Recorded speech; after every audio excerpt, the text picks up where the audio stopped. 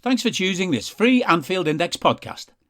If you'd prefer to listen to this or any of our other shows without adverts, then now's the time to check out Anfield Index Pro. With AI Pro, you can supercharge your entire listening experience. You'll not only get all of our podcasts without the ads, but you'll have them far faster with our Quick Publish feature available exclusively for subscribers. AI Pro also puts you in the heart of our sound studio, with an option to listen to many of our shows live and interact with the podcasters in real time as the shows are recording. Upgrading couldn't be easier. AI Pro is available on all popular podcast platforms, and we have our own apps for Apple and Android.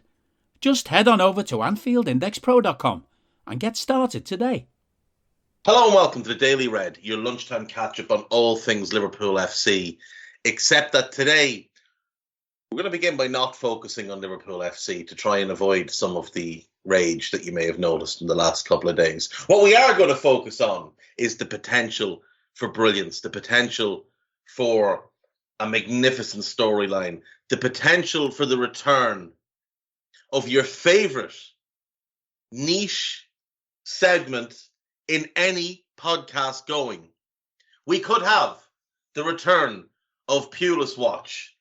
Stoke City have fired Michael O'Neill this morning, leaving them in need of a new manager. And who better than the former two-time Stoke City manager, Tony Pulis, to return to the helm. He's only 64. He's just coming into the prime of life. He's been out of work since leaving Sheffield Wednesday in December of 2020. He's well rested. The man has been walking around naked since then because he doesn't own any clothes that aren't club branded. It is time to give Tony a new tracksuit. He oversaw things from November 2002 to June of 2005. Then he went back in June 2006 and he was there till May 2013. 7 years of greatness in that second run. 7 years of the most magnificent agricultural football you could ever hope to witness. 7 years of everybody in the team being over 6'2". It has to happen. Pullback. Hashtag pullback. Pulback. It's the successor to Pogback.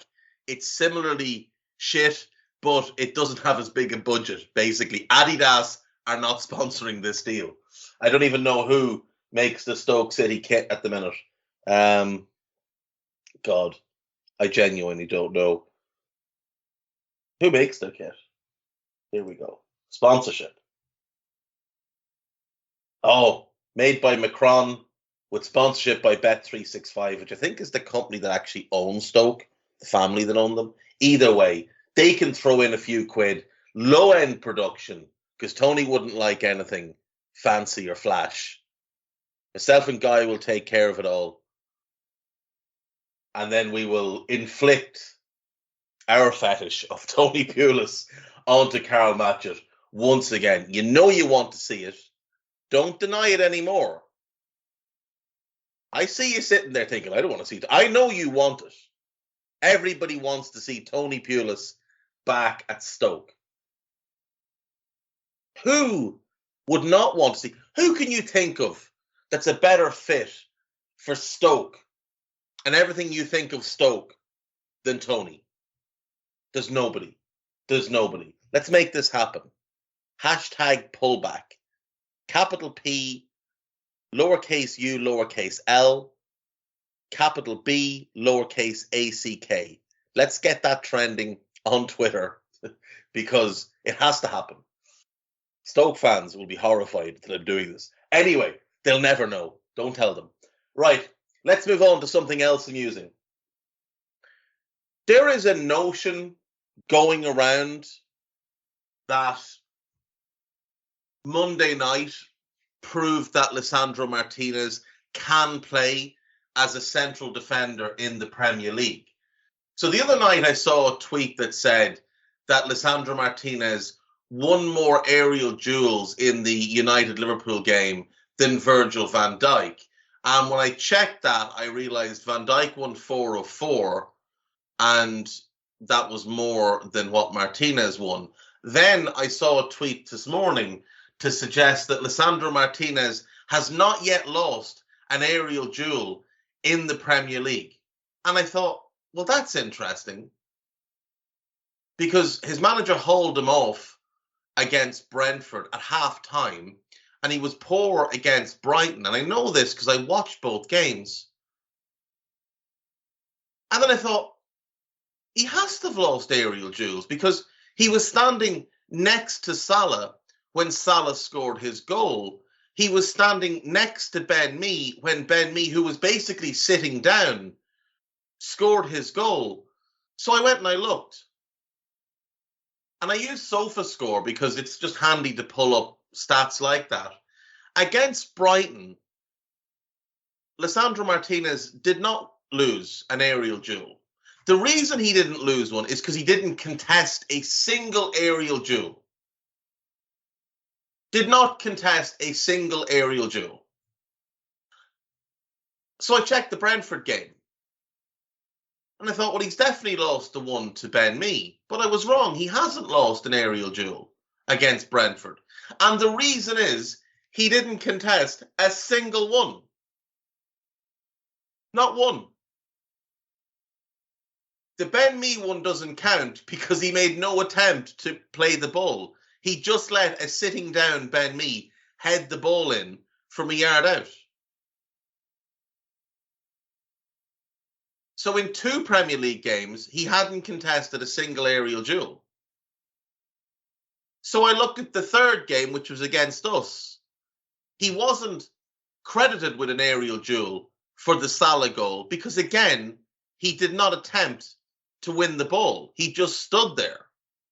He did, however, contest 1 aerial duel in that game, bringing him, in case your maths isn't great, bringing him to a grand total of 1 aerial duel in 3 appearances. Some 230 minutes across the 3 games. 1 aerial duel. And he lost it.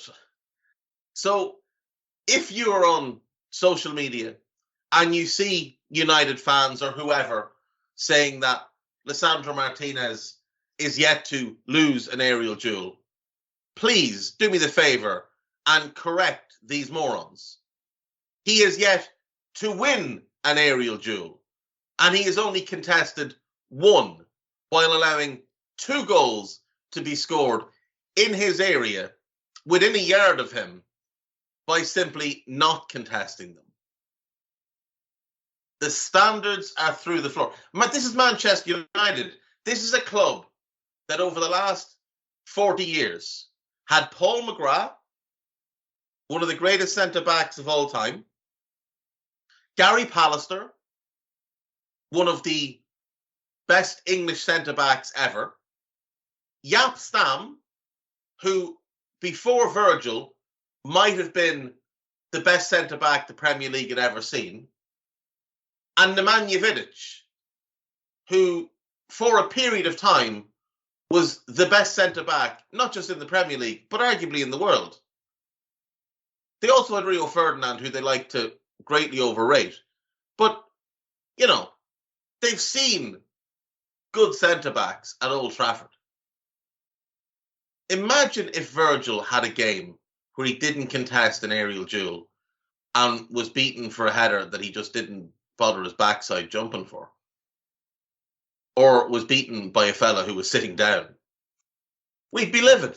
Absolutely livid. It wouldn't matter how many times he'd thrown himself on the ground. Magnificent stuff. Magnificent stuff. That's cheered me up. The combination of Martinez, or Wee Man, as I've taken to calling him, not winning an aerial duel in 3 games because he only contested 1, and Tony Pulis potentially giving us back what we so desperately need. Pulis watch. We did consider running with his son Anthony Pulis, who's obviously a manager in his own right, the coach of Miami FC in the USL Championship. But then we just couldn't be arsed because it was a bit too obscure. If it was MLS, we might have dug into that one, but it's not, so we're not going to. Yeah. Other things currently amusing me. Anthony Gordon potentially going to Chelsea for a fee in the region of 60 million. There's many things about this that amuse me. Number one, Gordon having the unmitigated gall, the temerity to ask to leave the club because he wants to play Champions League football, because he thinks he'll have a better chance of getting in the England squad. How are you going to get in the England squad if you're not playing? You're going to be sat on the bench because you're not very good.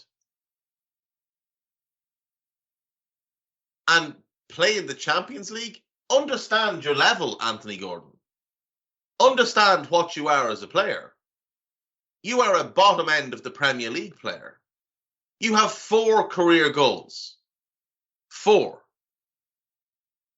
And shall we break down those 4 goals? I think we will.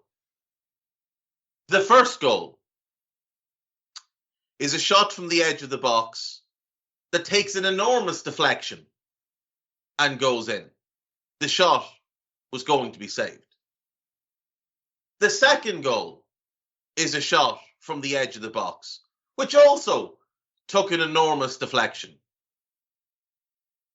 The third goal, there was a cross played into him. He missed his kick. It rebounded off somebody, hit him in the kneecap, and went in. It may have even taken another deflection off a defender on the way. And the fourth goal was a Richarlison shot that he was trying to get out of the way of, and it clipped his heel. He knew nothing about it and had, again, the unmitigated gall and temerity to claim the goal. So of his 4 goals, 1 was a complete accident that he knew nothing about.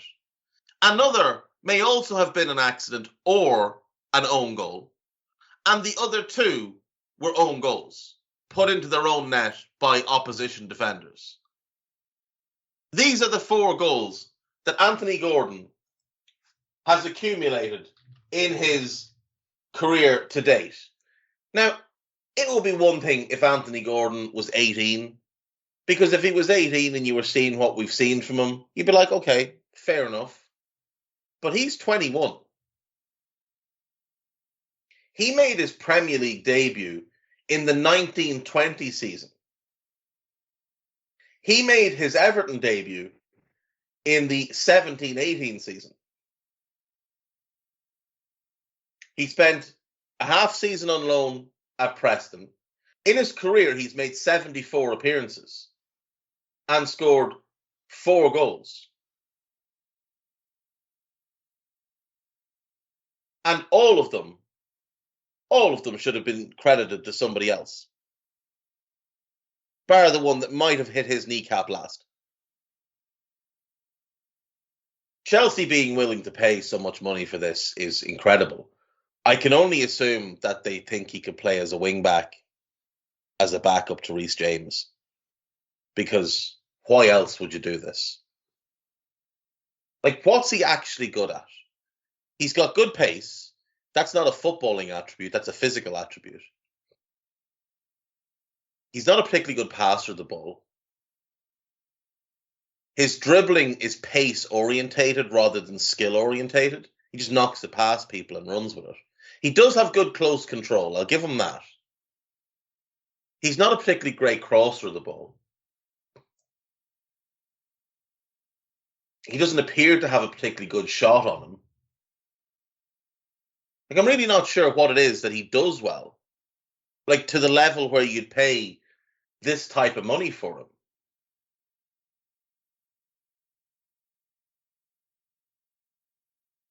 In his career, he has 3 Premier League assists, 2 FA Cup assists, and 3 EFL Cup assists. So on top of his 4 goals, he has 8 assists. 60 million. And it's 8,000 and probably 400 or 500 minutes as well. Like, it's a lot of minutes. It's about 2 seasons worth in total. Now, let's be fair. Some of those minutes, lower league. But if we take out what's not senior football at United or Preston, at Everton or Preston, it's probably 5,500 minutes. Maybe 5,000. 4 goals and 8 assists for 60 million? The only thing more ridiculous than that will be United paying €100 million for Anthony, who's a £35 million player, which is about, what, €43 million? Absolutely absurd. The price for wingers right now is ridiculous. You'd be very thankful that we went and got Diaz when we got him. I think Spurs are very thankful they got Kulusevski when they got him. What price would those two be right now in a world where Gordon and Anthony are going for such ridiculous money? On This Is Anfield, the lead story is entitled A Hangover, Yes, a Crisis, Not Yet. Liverpool must act quickly to avoid one. There's a piece entitled Liverpool and 4-2-3-1, the pros and cons of formation change. The biggest con with changing to 4-2-3-1 right now is we don't have a second central midfielder that you could play next to Fabinho unless you want to play a 17-year-old. So that's a bit of an issue. It's an easily solved issue. There's loads of players available that you could just go and buy. But, you know, Liverpool think that they're cleverer than everybody else. So they've got a long-term plan. What that means, I don't know, because we were told 2 years ago that last summer was going to be a summer of sizable investment, and we bought one player. We did buy Diaz in January because we were desperate and we needed him. And we were then told that this summer was the summer where the midfield was going to get completely reshaped. And then Jurgen dug his heels in, and now that's going to have to wait as well. Mo Chatra had an incredibly good thread up on social media yesterday. You'll find it at Mo Chatra, where he basically broke down our spending. And the thing is, Jurgen is to blame for this summer, but FSG are more than happy that he's not willing to spend, that he doesn't want to buy or whatever, because they're always happy to not spend. And Mo breaks it all down. I would encourage you all to go and read Mo's detailed thread, which is really good analysis. But basically, I think over the last 4 years, we've spent 2% of our turnover on transfers. 2%. We bring in 500 million a year. Just think about that for a second. Just think about how ludicrous that is. Anyway. Champions League draw is today. Who can Liverpool face? I really want Celtic. I have to say, I really want Celtic. I'd like Rangers just so we could smack the life out of them, but I really want Celtic. So we are in pot 2, along with Chelsea, Barcelona, Juventus, Atletico Madrid, Sevilla, RB Leipzig, and Spurs. So we can't draw any of them. In pot A, there is Real Madrid, Eintracht Frankfurt, AC Milan, Bayern Munich, PSG, Porto, and Ajax, and Man City. We can't draw Man City, obviously.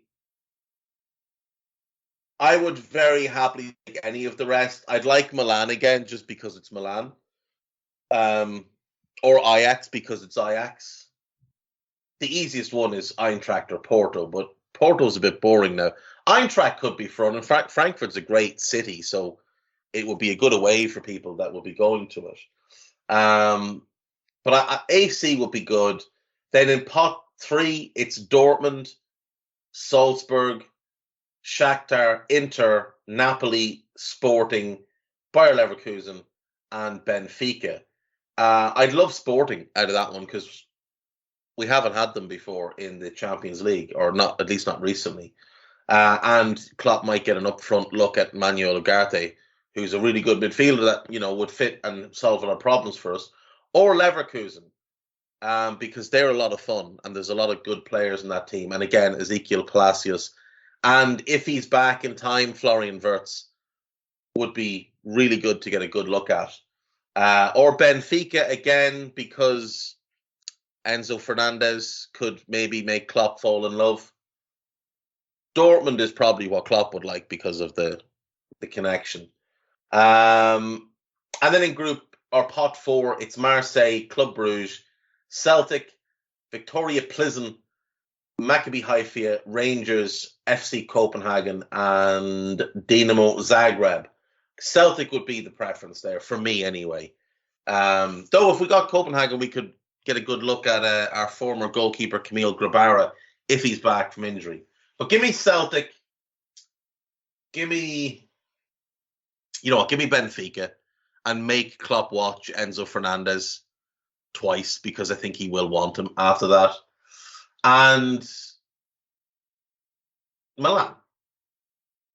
Yeah. Milan, Benfica, and Celtic. That'd be a great group for the historians. European royalty in that group. The first British team to ever win the European Cup, consisting entirely of a team born within the Glasgow region. Benfica, obviously, incredible European history dating back to the days of Eusebio.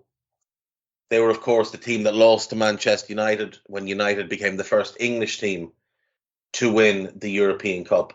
But they are 2-time winners in their own rights in 61 and 62. There's also the fact that it would be good for Darwin to get the opportunity to go back and revisit and show off what he's capable of.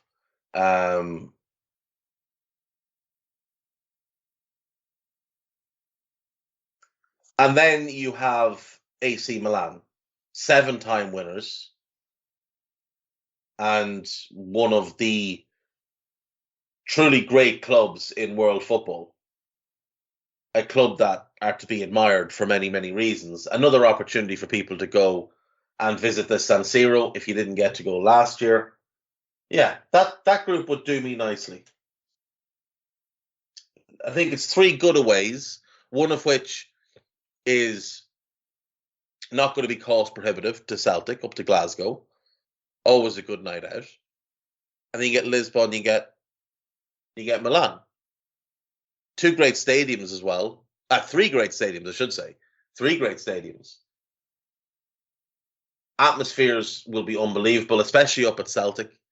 Like, that's probably the best atmosphere in Europe, is Celtic on a big European night, even above Anfield. Yeah, that's what I want. They're the 3 teams I want, so we'll get none of them. The draw is actually later on today, like I said. How are we skint, Liverpool fans, frustrated by clubs' baffling lack of spending? We're not skint. We're just not skint at all. We have money. Klopp won't spend it. Liverpool to play Derby County in the League Cup 3rd round. Liverpool's defence of the League Cup will begin with a 3rd round clash against Derby County. The draw was made last night, and the clubs who are in Europe joined the 25 second round winners in the next stage of the competition. The game will be at home. Derby knocked out West Brom to advance, so they'll be thrilled, I think, by this draw. First time Liverpool have played Derby since 2016. Obviously, Derby have gone through a horrible time since. Looks like the games will be played in the week commencing November 7th. But obviously, because the schedule is so bizarre this year because of the World Cup and having to rush in the Champions League games earlier in the season. Normally, this game would be played in September, but now we have to wait for November. I do wonder if Jurgen might just bin it off this year because of how tight the schedule is. Other interesting draws in the third round: Wolves versus Leeds, Forest versus Tottenham, United versus Villa. They played last year in one of the cups, and Gerrard gets a chance to go and inflict some pain on them. Everton away to Bournemouth. Man City, Chelsea. So one of them is going out, which is good. Newcastle, Palace, and Arsenal versus Brighton. So, yeah, fairly strong draw. Roberto Firmino and Darwin Núñez gave Luis Diaz a tricky task as Liverpool attack changes. Liverpool should repeat Luis Diaz hijack as 42 million Philippe Coutinho-like transfer chance arises. I assume this is Lucas Paqueta. It is. He's going to West Ham, so congrats to them. Liverpool ready £60 million Frankie de Jong offer as Jurgen Klopp wants 40 million Atletico Madrid transfer too. The Atletico Madrid transfer will be Marcos Llorente, scorer of 2 goals against Liverpool at Anfield a few years ago, you'll remember. He is 27. He is very versatile. I'm not sure how good he is. He's a good player. I don't think he's an elite level player. Is he better than what we have? He'd be the 4th best midfielder if he arrived today. He's not as good as Thiago. He's not as good as Fab. He's not as good as Naby. What he is more durable than all of them. So that would be a help. He had one great season, the 2021 season. He scored 13 goals. Last season, he didn't score at all in 40 games. Admittedly, he did play some games at right back, but still. The Frankie de Jong thing is of interest. And I know it seems like a very un-Liverpool thing to do, and he has, very high wages and all the rest of that kind of stuff. But allegedly, he's willing to join Chelsea for significantly less money than he's on now. So if he's willing to join them, why wouldn't he be willing to join us? Managed by Jurgen Klopp, who's going to be a bigger appeal than Thomas Tuchel. And his international captain plays for us as well. You could picture Frankie fitting in perfectly for us. Frankie on the left of the midfield 3, Fabinho in the central role, and freeing Thiago to play on the right and go and be more attack-minded and really start to unpick defences. The fee would be costly. You're talking 60 million-ish. But Barca are desperate to move him on. They're desperate to make a few sales because they need to register Jules Koundé and they need to get players off their books to do that. And it's all starting to look very well. No, it's not all starting to look. It's been messy at Barca for months now. And maybe we could sneak in and take advantage of that. And the thing with Frankie is, Frankie doesn't stop you buying Jude next summer. And you can bring in Jude and develop him in rotation with Thiago on the right side. If you want to develop him on the left side, you can do that as well. Frankie would actually be a Jude, Fabinho, Frankie midfield long term could be incredible. So yeah, Jude makes an awful lot of. Jude does make sense, but the price is mad. Frankie makes a lot more sense than most people have given it credit for. We'll probably do nothing though, so don't get your hopes up. On AnfieldIndex.com, 2 new articles. One entitled "Do Liverpool Need an Attacker?" This was written by Sam Maguire. It wouldn't do any harm. You'd certainly take one. Certainly take an attacker. At the minute, we've got 5 senior attackers. One of them is Bobby. Bobby should be leaving at the end of this season. So we will need a senior attacker in. And then you've got Fabio rounding it out to 6, and then Cade Gordon is number 7. So yeah, if we don't need it now, we will need it soon. So yes, we should be looking at attacking players, which is why this whole thing of pushing off the midfield till next summer is just so bizarre. Because come next summer, we will need 3 midfielders, 1 attacker, potentially a centre-back, potentially a left-back, and potentially a backup goalkeeper. And you know it won't all happen, which means it'll all be kicked on down the road, and Liverpool will pat themselves in the back because they think they're smarter than everybody else. All the while, they'll just be giving up trophies to other teams that we are more than capable of beating.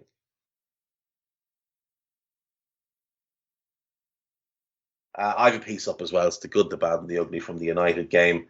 It might not go down all that well with some people because I do take quite a pop at the captain. I do. I've had enough. I have had enough. There's nothing good. There was nothing good about the game. It was awful. There's a few bad things, and then a lot that was ugly. And most prominent in that was his performance, and his attitude as well in the game was just shambolic. So yeah, that's there. You can read that if you want. Don't read it if you don't want. There is the Under Pressure podcast reviewing the United game. There's Rate Don't Hate, again, reviewing the United game and giving out the ratings. And then there is a Scouted looking ahead to Bournemouth at the weekend. Me and Carl had a nice tiff debating who should partner Fabinho if we went to 4-2-3-1. Carl laughed at one of my suggestions, which I just thought was rude. That's why I want Pulis watch back. Right, that's me. Take care. Bye-bye. We hope you enjoyed listening to this Anfield Index show. Please be sure to subscribe to our channel so future podcasts find their way to your device automatically. There's nothing quite like fan engagement, and we'd love to know what you think of anything discussed on this show. The best way to get in touch is over on our free Discord community, where both podcasters and listeners debate the hottest LFC topics 24/7. Sign up free now at AnfieldIndex.com/Discord. You won't regret it. You can also follow us on Twitter at Anfield Index and find us on Facebook by searching for Anfield Index. Oh, and before you go, we'd love it if you could leave us a 5-star review on your favourite podcast app. It only takes a couple of seconds, and it means the world to the people who create these free shows.